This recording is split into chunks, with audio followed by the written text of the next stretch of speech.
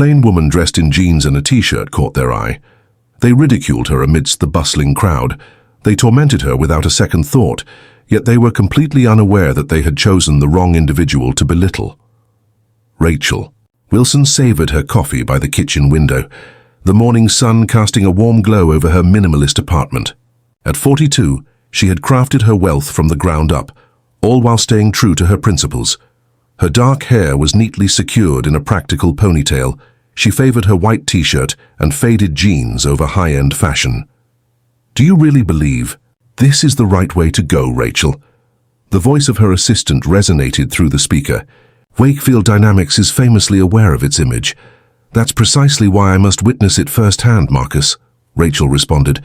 "The acquisition paperwork is finalized, yet I must grasp their culture before I officially take the plunge." The board anticipates the announcement will be made tomorrow morning. Only the highest-ranking executives are aware of the identity of the new owner. Marcus took a moment to reflect. "Nevertheless, I believe it would be wise to rethink this subtle strategy. How can I change a company if I'm unsure about what needs to be changed?" Rachel replied, her eyes fixed on the skyline. "I established Horizon, innovations with a foundation of genuine values and mutual respect. If Wakefield is becoming part of our family, I must observe their genuine behavior when they think no one is observing." She recalled the beginnings 15 years prior in a modest apartment. Now she possessed one of the fastest-growing tech companies on the East Coast, recognized for its inclusive workplace culture. "Your car is ready whenever you are," Marcus said. "I'll take the subway," Rachel said, putting on her plain white sneakers. Being unseen often means not making an entrance in a luxury vehicle. Certainly, Marcus let out a weary sigh. "Please exercise caution, Rachel. Not everyone values genuineness the way you do." Rachel hung up the phone and picked up her well-used leather messenger bag, which held the Wakefield dossier, financial documents, staff profiles, and details of the corporate structure. The articles failed to reveal if the sleek surface truly reflected the events occurring within. She took a final glance at her reflection. A classic white t-shirt paired with jeans and understated jewelry. Nothing indicated she was worth millions or on the verge of acquiring Manhattan's oldest marketing firm. It was time to uncover the true essence of Wakefield Dynamics, she whispered, shutting her door behind her. What Rachel never anticipated was how this reconnaissance mission would reveal much more than just the corporate culture. It would unveil the genuine nature of those she was poised to guide. The Wakefield Dynamics building towered majestically in the heart of downtown Manhattan. Rachel halted on the bustling sidewalk, taking in the sight of professionals hurrying through the revolving doors. The bright midday sun glinted off the glass and steel structures as the honking of taxis added a rhythmic beat to the bustling city atmosphere surrounding her. As she drew near, a cluster of individuals spilled out from the main entrance, their laughter echoing through the plaza. At the center stood a woman with blonde hair in her 40s, clad in a luxurious beige pantsuit, the gold buttons glinting in the sunlight. On either side of her stood 4 companions, 2 women clad in elegant cream and white blazers, and 2 men dressed in sharp-tailored suits, all seemingly caught up in a shared moment of amusement. Rachel identified the blonde woman from her research as Christine Hartwell, the director of client relations at Wakefield. The company profile portrayed her as ambitious and focused on outcomes, yet overlooked the predatory glint in her gaze. "Jeffrey, you must be joking," Christine's voice pierced through the din of the street. "That account is almost certain to succeed." "Nothing is certain until the contract is signed," the man said, straightening his tie. "I'd say we're almost there, just a hair away from completion." Rachel observed their interactions, noting how they gathered together like a tight-knit group, with passers-by instinctively stepping aside for them. Her pen slipped from her lap, coming to rest by Christine's stylish heel. "Excuse me," Rachel said as she drew closer. "My instrument?" Christine's eyes wandered, tracing the line from Rachel's sleek ponytail to her understated white t-shirt and denim jeans. Her lips curled into a frown. "Here is your pen," she remarked, nudging it with her toe, as though the mere act of contact could taint her. "Thank you," Rachel said, stooping to pick it up. A soft chuckle escaped one of the men. Did you find yourself wandering off course on your journey to the coffee shop? The entrance for staff is located at the rear. Rachel maintained a calm demeanor. I'm not part of the team, just had some work in the vicinity. Enterprise. At Wakefield. Christine's raised eyebrow spoke volumes of skepticism. In the vicinity, Rachel elucidated. The lady in the cream blazer inclined her body closer to Christine. Perhaps she hails from that vibrant world of startups within the incubator. It's amusing how some people believe that hoodies and jeans can pass as suitable attire for a professional setting. They all laughed, but it wasn't a true expression of joy. Rather, it was the biting echo of isolation. Well, whatever enterprise brings you here, Christine remarked, gesturing with air quotes, it may be worth contemplating an enhancement. She pointed at Rachel's outfit. This is a professional area, dear. Initial perceptions hold significant weight. Indeed they do, Rachel responded softly. There was a subtle shift in her tone that caused Christine to hesitate, yet she quickly masked it with a rehearsed smile. A lunch reservation awaits us at Elysian, where we'll be entertaining some important clients. The focus on significance was clear. Wishing you all the best with your enterprise? As they prepared to depart, one man intentionally jostled Rachel's shoulder. Apologies, he remarked, his tone lacking any genuine remorse. I didn't notice you. We're here. Absolutely fine. Can you believe what's being allowed in the financial district these days? He exclaimed with great volume. Before you know it, we'll be surrounded by food trucks and street performers. Christine chuckled. Indeed, that's the very purpose of security, isn't it? To prevent the unwelcome elements. As they strolled away, Rachel maintained her poise. She quietly captured an image of the group, then sent a message to Marcus. Completed the initial cultural evaluation. Quite enlightening. There are tasks ahead of us. As Rachel gazed at the Wakefield headquarters, she contemplated the following day, when those shining windows would be hers, along with the weight of transforming what flourished within. Initial perceptions hold weight, Christine, she whispered, and you've undeniably left yours. As the evening light enveloped Rachel's apartment, she found herself on the balcony, gazing down at the city lights that began to twinkle like stars below. Her thoughts continually drifted back to the encounter outside Wakefield Dynamics. The chime of the doorbell echoed through the air. Marcus stepped inside, tablet clutched tightly, worry evident in his expression. Typically, when a CEO secures a company for $300 million, there's a celebration, he remarked, as he followed her inside. They avoid harassment on the sidewalk as part of their careful consideration. Rachel offered a subtle smile. What's the duration of our collaboration, Marcus? 7 years, 3 months, and I think it's around 12 days. Throughout that period, have I ever followed the conventional path? With a heavy sigh, Marcus set his tablet down on the counter. No, but experiencing. A verbal onslaught wasn't part of today's plan either. He opened the images Rachel had shared. I conducted thorough background checks on each of them. Christine Hartwell has dedicated 11 years to her journey with Wakefield. 3 discrimination complaints lodged against her, all discreetly resolved and brushed aside, I presume. Marcus confirmed that the former management was discerning in the issues they chose to recognize. The individuals featured in your photos include Jeffrey Klein, the VP of Client Acquisition, Danielle Moore and Sophia Winters from the executive team, and Andrew Phillips, a senior account manager. They are all long-term employees and integral members of the inner circle. Rachel scrutinized the documents laid out on her dining table, including organizational charts, performance reports, and company policies. She grabbed a folder marked Corporate Culture. The irony, she remarked, lies in the fact that their HR materials emphasize inclusivity and respect for everyone. Their website presents a vibrant array of diversity, but what lies beneath the surface? Are Christine Hartwell and her entourage ridiculing someone they consider inferior? Marcus completed his task. It goes beyond my own perspective, Marcus. If they behave like this towards a stranger, how must they treat employees who don't conform to their expectations? Clients lacking refinement? Who is responsible for the cleaning? Marcus gave a slight nod. What's the agenda for tomorrow? Rachel retrieved her phone and presented Marcus with a video, the security footage from the plaza where the incident had occurred. How did you come by that? he inquired, his eyebrows arched in curiosity. I reached out to the head of security for a little assistance. Last year we collaborated on a charity project. She halted the video on Christine's group, unmistakably ridiculing her.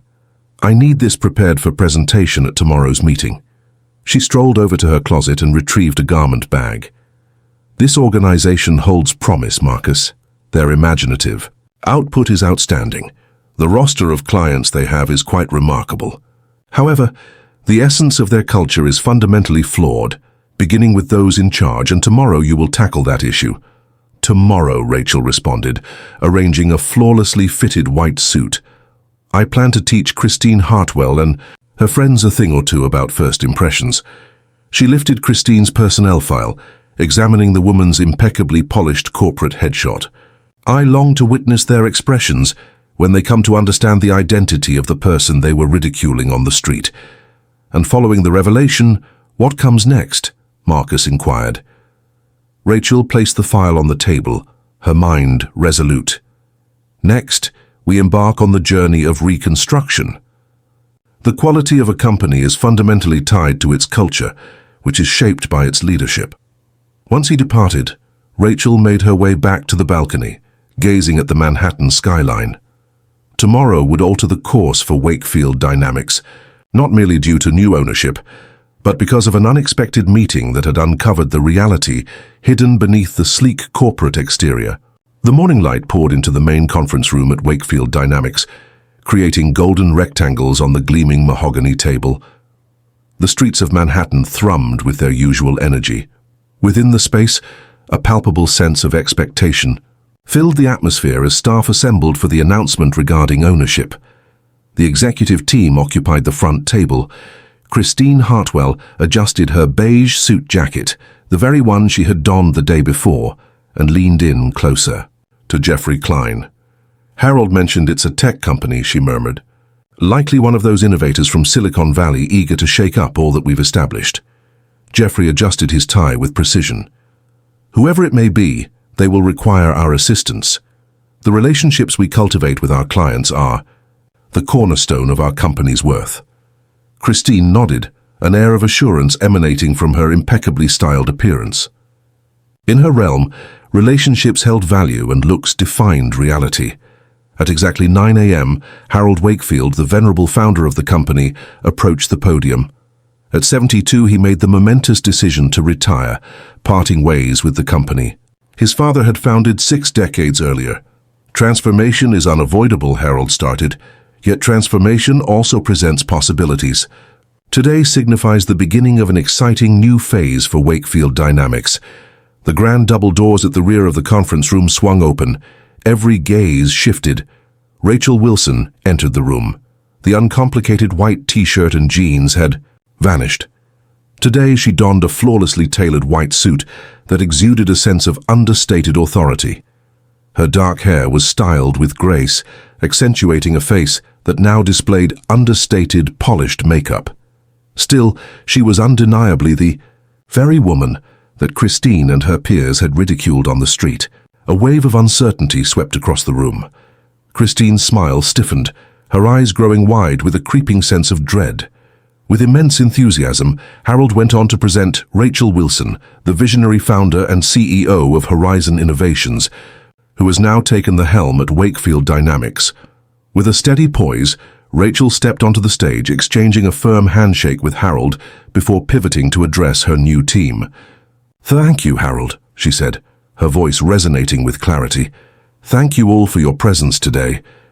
In the front row, Christine's complexion had turned ashen. She shot frantic looks at Jeffrey, whose expression had turned to one of stark disbelief. "Transparency is something I truly believe in," Rachel continued.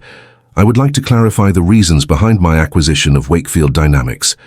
This organization possesses remarkable potential, skilled individuals, outstanding creative output, and a robust clientele." She halted, her eyes gliding over the space. However, mere potential falls short. The essence of business and what has consistently held significance for me lies in the way we treat others, everyone. The atmosphere was utterly hushed. Marcus, positioned at the rear, prepared the presentation for display. Yesterday, Rachel mentioned that she visited Wakefield Dynamics, not in the capacity of a CEO or a potential owner, but rather as an observer. I was eager to witness the company culture firsthand, raw and genuine. The expansive screen behind her glowed to life. The security footage from the plaza displayed Christine and her group as they emerged from the building.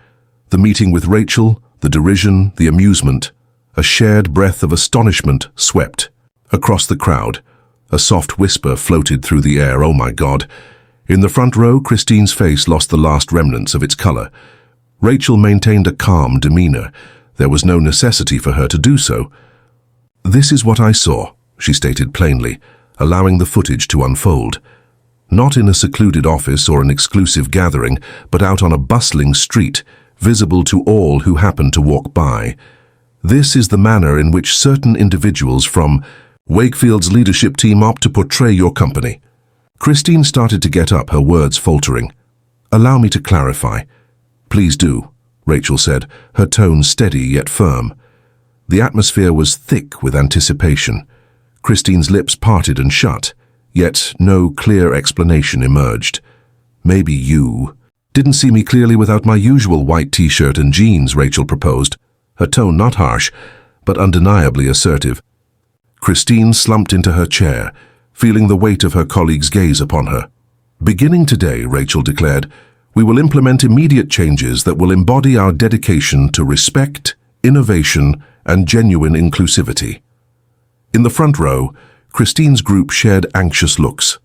The moment of truth they had failed to anticipate had come, brought forth by the individual they had deemed inconsequential merely a day prior.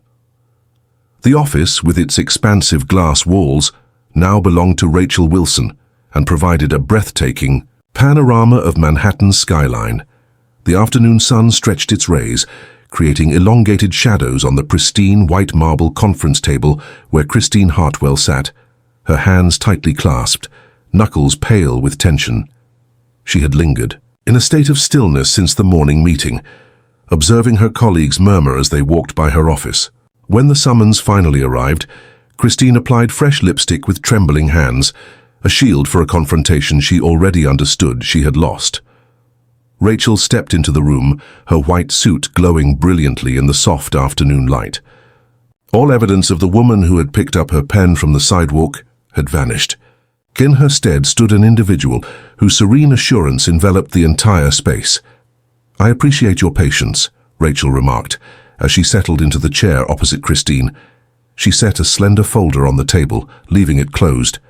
Christine adjusted her position. "Rachel, Ms. Wilson, I wish to express my sincerest apologies for yesterday. If I had been aware of your identity—" "That's precisely the issue," Rachel interjected, her tone gentle yet firm. "The notion that one would regard another differently based on preconceived notions of their identity or perceived utility is troubling. I acknowledge that it lacked professionalism. It was one of those days when everything seemed to go wrong, and—" Rachel stated firmly that we shouldn't act as if yesterday was an exception. "Your personnel file includes 3 resolved discrimination complaints. Your evaluations repeatedly highlight your high expectations, while conveniently overlooking allegations of bias and exclusion, leaving Christine visibly shaken. You've only just arrived, there's no way you can grasp it all yet. I see that you've mistaken exclusivity for true excellence. You've created a network focused on appearances rather than actual achievements." As she unfastened the folder, it unveiled a collection of staff surveys and exit interviews. "Have you heard that Wakefield has seen the departure of 16 talented employees over the last year? 12 cited detrimental workplace atmosphere as their justification for departing. In every competitive field, there is a natural ebb and flow of personnel. 8 explicitly referred to you by name. The stillness that ensued appeared to warp the illumination within the space. Outside the transparent barriers, the workplace maintained its bustling cadence. Within these walls, Christine's meticulously crafted reality was unraveling. "What is it that you seek from me?" she finally inquired, her voice scarcely rising above a whisper. Rachel shut the folder with a decisive motion. It's important for you to grasp the reasons behind today being your final day at Wakefield Dynamics. The words struck Christine with the force of a physical assault. You're letting me go because of a single encounter on the sidewalk. What is the number? I am parting ways with you due to a recurring pattern of conduct that has resulted in the loss of talent, harmed the company's reputation, and hindered its potential. Yesterday was not a singular occurrence. This was merely a manifestation of a far more profound issue. Christine's initial shock transformed into a simmering anger. You can't simply stroll in here and... I can, Rachel said softly. I have control over this company now, but that isn't the reason behind my decision.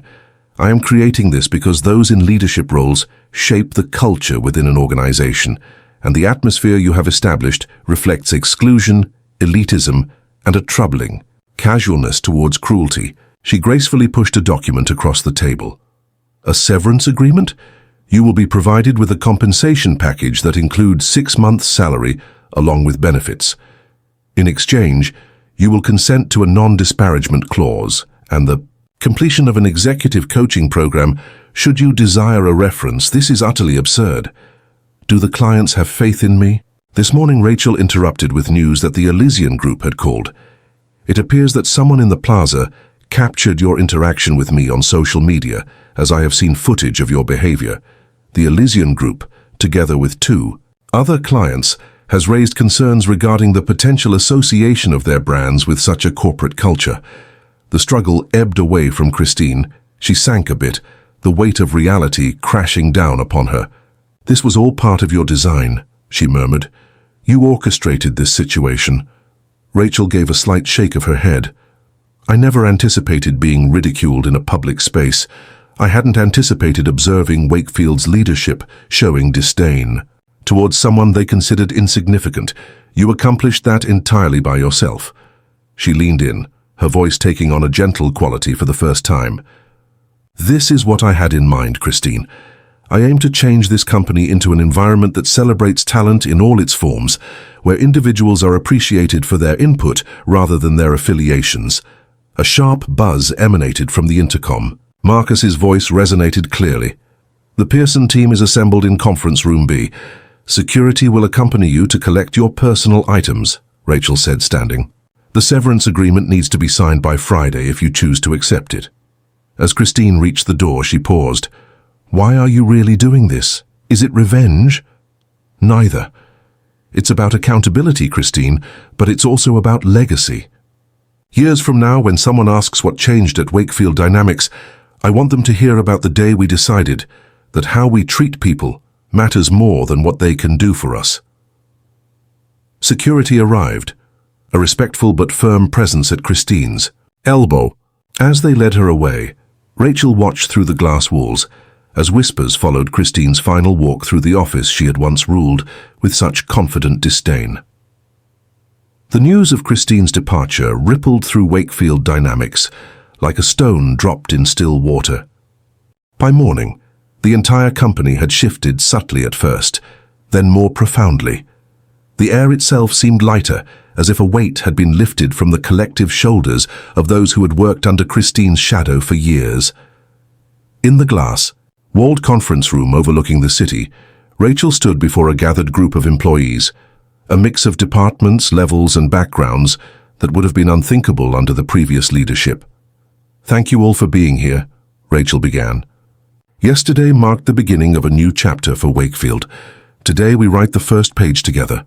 She moved around the table, making eye contact with each person. Some of you may be wondering what happened to Jeffrey, Danielle, and Andrew. A murmur passed through the group. The remaining members of Christine's inner circle had been noticeably absent. Jeffrey and Andrew chose to leave, Rachel said simply. Danielle asked for a chance to be part of the change we're creating.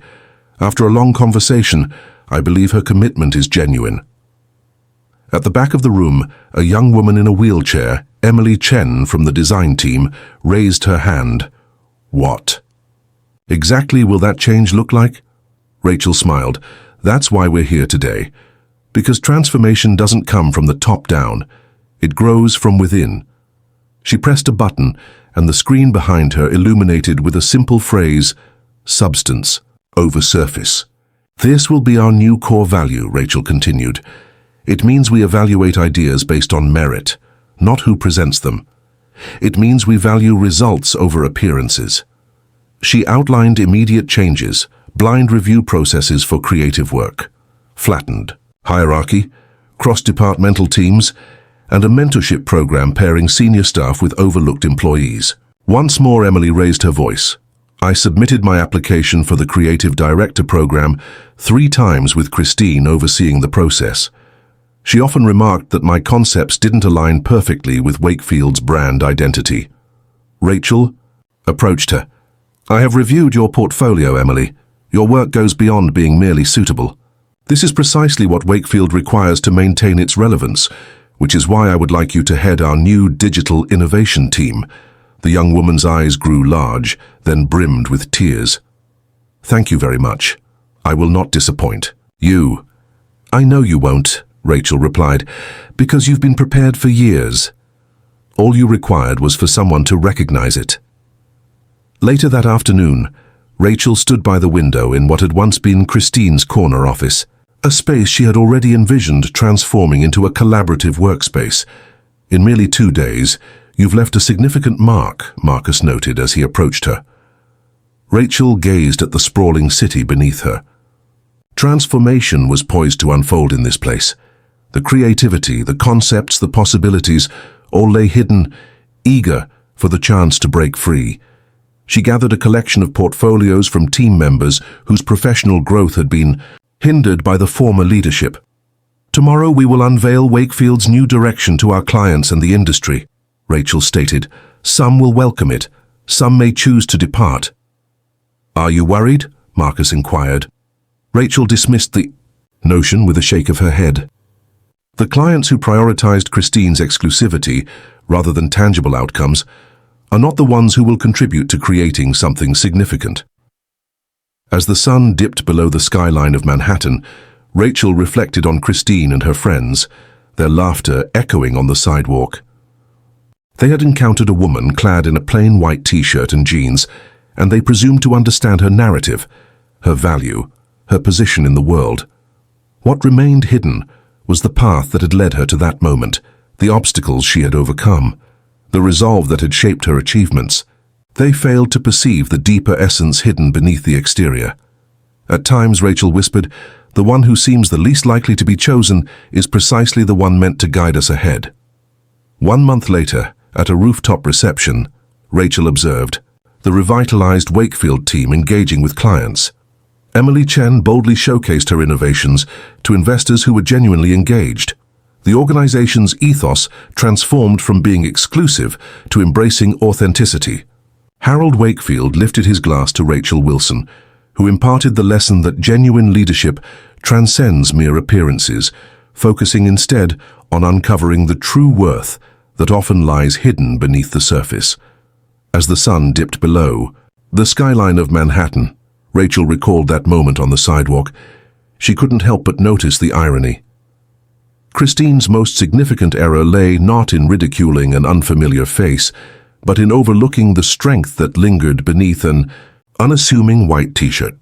Rachel's narrative serves as a poignant reminder of a truth we frequently overlook. What one sees on the surface often fails to reveal the complete narrative of a person's identity or their true potential. In a society quick to form opinions, we are encouraged to delve deeper, to perceive what lies beneath the exterior, to uncover the essence that genuinely determines an individual's value. If this narrative struck a chord with you, feel free to express your reflections in the comments. Subscribe for more narratives that encourage us to acknowledge that the individual you overlook today could be the innovator who reshapes your future.